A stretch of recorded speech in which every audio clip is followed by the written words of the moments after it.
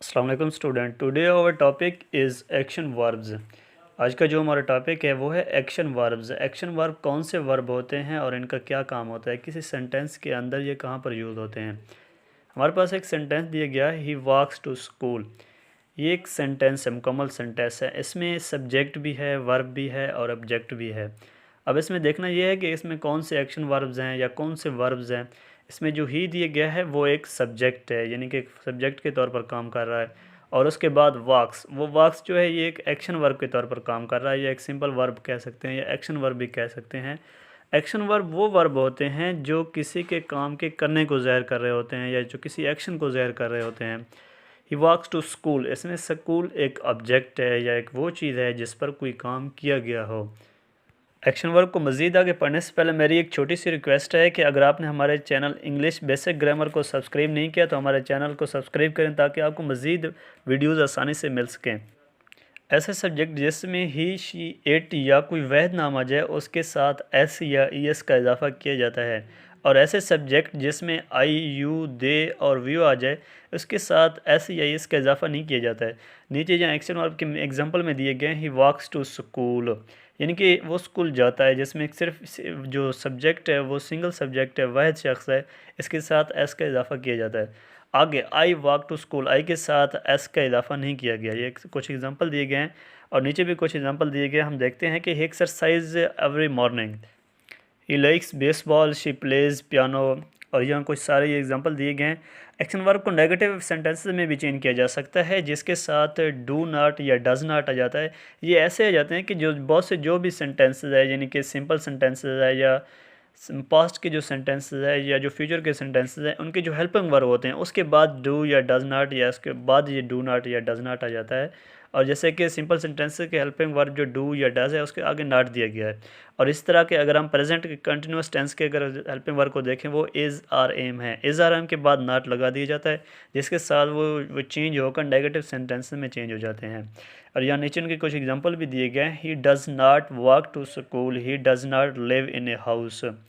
اور یہ تو ڈز ناٹ دیا گیا ہے, یعنی کہ نیچے ایگزامپل ہے you do not drink milk.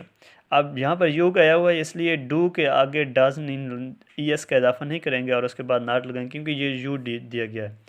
اب نیچے بہت سے ایسے ایگزامپل دیے گئے ہیں. اب ایکشن ورب کو کویسچن مارک یا انٹروگیٹو سینٹینس میں بھی چینج کیا جا سکتا ہے, جس کے لیے جو اس کے ہیلپنگ ورب ہوتے ہیں ان کو پہلے لے آتے ہیں اور اس کے بعد جو فکر جو سینٹینس ہے وہ شروع ہوتا ہے.